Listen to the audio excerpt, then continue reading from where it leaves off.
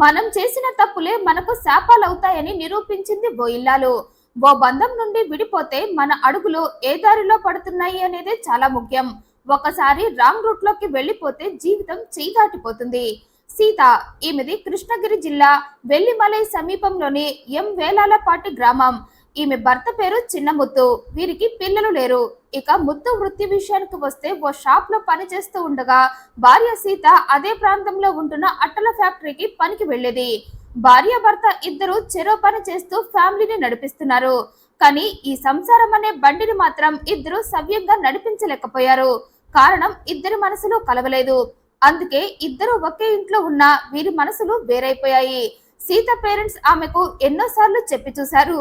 బంధువులంతా హితబోధ చేశారు. కానీ సీత మాత్రం తను గీసుకున్న గీతని క్రాస్ అయ్యి భర్తకు కావాల్సిన ప్రేమను పంచలేదు. ఆమె దృష్టిలో ముత్తు అంటే అసలు మగాడే కాదు. అందుకే పతిని పురుగును చూసినట్లు చూసేది. ఇక ఆ చూపులు ముత్తుకి నచ్చక ఆమెతో మాటి మాటికి మాటల యుద్ధానికి దిగేవాడు. అలా కొన్ని సంవత్సరాలు దొర్లేశాయి. అప్పటికి ఇద్దరు ఒకే ఇంట్లో వేరువేరుగా ఉంటున్నారు. అయితే అలా ఎదురెదురుగా ఉండి పిల్లి ఎలకల్లా కొట్టుకోవటం ఎందుకు అనుకున్న సీత ఇల్లు దాటింది. భర్తకు బై బై చెప్పేసి పుట్టింటికి చేరింది. అయితే అక్కడ వాళ్ళంతా మళ్ళీ నువ్వు భర్త దగ్గరికే వెళ్ళమని హితబోధ చేయటంతో ఆ బోధలు హితబోధలు నాకు నచ్చవు అనుకుంటూ తను సొంతంగా ఏదైనా పని చేసుకుంటూ ఒంటరిగా బ్రతకాలి అనుకుంది సీత. అందుకే ఆమె పెట్టెతో పుట్టింటి గడప దాటింది. పోచంపల్లి సమీపంలోని మామిడి తోటకి వాచ్మెన్ కావాలని తెలియటంతో అక్కడికి వెళ్లి తన పరిస్థితి ఆ తోట యజమానికి చెప్పుకొని అక్కడే వాచ్మెన్ ఉద్యోగం సంపాదించింది. ఇక ఆ తోట యజమాని సీత భర్తను వదిలేసి ఒంటరిగా నిలువ నీడ లేకుండా ఉందని తెలుసుకొని తోటలో ఆమెకు ఉద్యోగం ఇచ్చి అక్కడే ఉండమని ఓ గది కూడా ఏర్పాటు చేశాడు. ఇక ఆ ఉద్యోగ భరోసాతో సీత పుట్టింటి గీత దాటి తోటలోని ఫామ్ హౌస్ లో సెటిల్ అయింది. పగలంతా తోటలో వాచ్మెన్ డ్యూటీ చేస్తూ రాత్రికి ఒంటరిగా పడుకుంటూ అదో టైప్ జీవితాన్ని ఆస్వాదిస్తూ ఉంది సీత. ఇక సరిగ్గా అదే టైంలో తోట యజమాని ప్రకాష్ సీత ఉంటున్న ఫామ్ హౌస్ కి వచ్చాడు.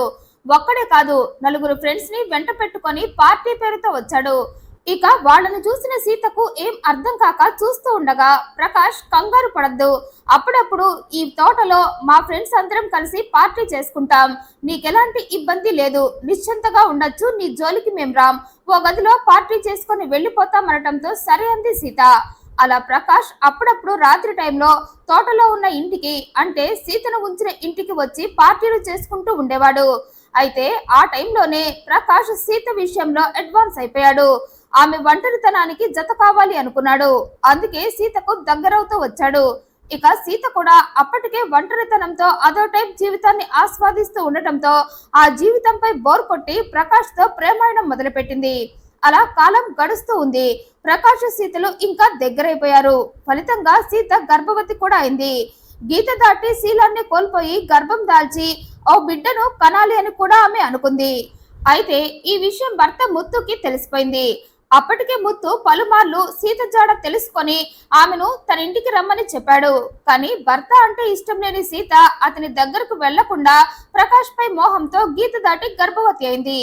ఇక ఈ విషయం భర్తకు తెలిసి అగ్గి మీద గుగ్గిలమయ్యాడు. పెళ్లి నన్ను చేసుకొని ప్రకాష్ ని డాడీ చేస్తావా అన్నాడు. నువ్వు అలా గర్భాన్ని మోసి బిడ్డను కంటే ఊళ్ళో నేను తలెత్తుకొని తిరగలేనన్నాడు. అందుకే వెంటనే గర్భాన్ని తీయించుకొని నా దగ్గరికి వచ్చేయి, మనిద్దరం ఎన్ని తిట్టుకున్నా భార్యాభర్తలం కాబట్టి కలిసే బ్రతుకుదాం అన్నాడు. కానీ సీత మాత్రం భర్త మాటల్ని లెక్క చేయకుండా 9 నెలల పాటు గర్భాన్ని మోసి ఓ బిడ్డను కూడా కనింది. ఇక ఆ విషయం భర్తకు తెలిసి బాధపడ్డాడు. తన భార్య ప్రకాష్ ని డాడీ చేసిందన్న విషయాన్ని తట్టుకోలేకపోయాడు. అందుకే బంధువుల దగ్గరకు వెళ్లి తన బాధంతా చెప్పుకున్నాడు. మనమందరం సీత దగ్గరకు వెళ్దాం, మీరంతా ఆమెకు నచ్చజెప్పి నా దగ్గరికి వచ్చేలా చేయండి. సీత గీత దాటిందని తెలిసినా ఆమెను ఏలుకోవడానికి నేను సిద్ధంగా ఉన్నాను అన్నాడు. దీంతో బంధువులంతా ముత్తుని వెంట పెట్టుకుని సీత ఉంటున్న తోట దగ్గరకు వెళ్లారు. నీ భర్తను వదిలేసి ఇలా వేరే వ్యక్తితో ఇలా బిడ్డను కని భర్తకు ద్రోహం చేయటం తప్పన్నారు. పైగా మీరిద్దరూ చట్టపరంగా విడాకులు కూడా తీసుకోలేదు కాబట్టి నువ్వు చేసేది నేరమే అవుతుంది. విషయం కోర్టు దాకా వెళ్తే నీకు శిక్ష కూడా పడుతుంది. అందుకే విషయం అంత దాకా రాకముందు నువ్వే నీ తప్పుని సరిదిద్దుకో, నీ భర్త దగ్గరికి వెంటనే వెళ్ళిపో అన్నారు. అయితే ఆ మాటలన్నీ విన్న సీత చిందులేసింది. నాకు ముత్తు ముఖం చూడటం ఇష్టం లేకనే కదా ఇదంతా చేశాను.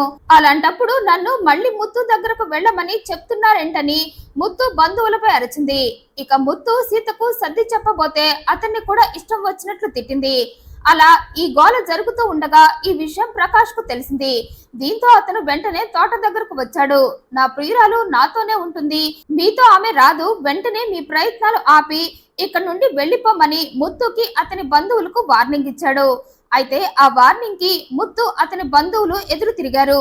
నా భార్యను నువ్వు ఏలుకొని గర్భవతిని చేసింది కాక నాపైనే అరుస్తావాని ముత్తు ప్రకాష్ తో గొడవకు దిగాడు. ముత్తు బంధువులు కూడా అతనికి సపోర్ట్ పలుకుతూ మాట్లాడుతూ ఉండటంతో ప్రకాష్ కి ఒళ్ళు మండిపోయింది. అందుకే మీకు మాటలతో చెప్తే అర్థం కాదంటూ జేబులో ఉన్న తుపాకీని బయటకు తీసి ముత్తుపై అతని బంధువులపై కాల్పులు జరిపాడు. దీంతో ఆ కాల్పుల నుండి తప్పించుకోవాలి అనుకున్న ముత్తు అతని బంధువులు పరుగులు తీశారు. అందరూ ఆ కాల్పుల దాడిలో చెల్లా చెదురై చెరవ మూల దాక్కున్నారు. అలాగే ముత్తు కూడా ఓ చెట్టు చాటున దాక్కున్నాడు. ఇక సరిగ్గా అదే టైంలో ముత్తు కళ్ళు ఆ చెట్టు మొదల్లో ఉన్న కత్తి మీద పడ్డాయి. ఇక ఆ కత్తి చూడగానే దాన్ని చేతిలోకి తీసుకున్నాడు. అలాగే ఆ కత్తిని చూస్తూ భార్య చేసిన పనిని, ఆమె తిట్టిన తిట్లని నెమరు వేసుకున్నాడు. దీంతో ముత్తు రక్తం మరిగిపోయింది. తను తన బంధువులు ఎన్ని రకాలుగా చెప్పినా సీత ప్రకాష్ ను వదిలి రాను అని తెగేసి చెప్పడంతో ఇక ఆమె చర్యలకు అంతటితో ఫుల్ స్టాప్ పెట్టాలి అనుకుని వెంటనే ఆ కత్తిని పట్టుకొని లేచి అక్కడి నుండి సరాసరి సీత దగ్గరకు వెళ్లి ఆ కత్తిని ఆమె కడుపులో దింపేశాడు. దీంతో సీత ప్రాణాలు కోల్పోయింది. ఇక అదంతా చూసిన అక్కడ వారంతా షాక్ అయ్యారు. వెంటనే విషయాన్ని పోలీసులకు చెప్పారు. అయితే వారొచ్చేలోపే ముత్తు అక్కడి నుండి పారిపోయాడు. ఇక అక్కడే ఉన్న వాళ్ళ ద్వారా ముత్తునే సీతను చంపి పారిపోయాడని తెలుసుకున్నారు పోలీసులు. సీతా ప్రకాష్ ల ఎఫ్ఐఆర్ వల్లే గొడవ జరిగిందని, ఆ గొడవలో ప్రకాష్ ముత్తుపై అతని బంధువులపై తుపాకీతో కాల్పులు జరిపాడని తెలుసుకొని ప్రకాష్ తో పాటు అక్కడ ఉన్న మరో ఇద్దరిని అరెస్టు చేసి సీత శవాన్ని పోస్ట్ మార్టానికి పంపి పరారీలో ఉన్న ముత్తు కోసం గాలిస్తున్నారు. సీత వేసిన ఓ తప్పటడుగు ఆమె ప్రాణం తీసింది. ఈ వీడియోపై మీ అభిప్రాయాన్ని కమెంట్ రూపంలో తెలియజేయండి. మరింత ఇంట్రెస్టింగ్ అండ్ జెన్యూన్ ఇన్ఫర్మేషన్ కోసం ఈ వీడియోని లైక్ చేయండి, షేర్ చేయండి, ఛానల్ ని సబ్స్క్రైబ్ చేయండి. Thank you for watching.